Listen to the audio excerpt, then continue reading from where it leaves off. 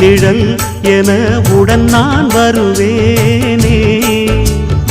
ஏழ் பிறப்பும் உயிர் துணை உனை நான் பிரியேனே.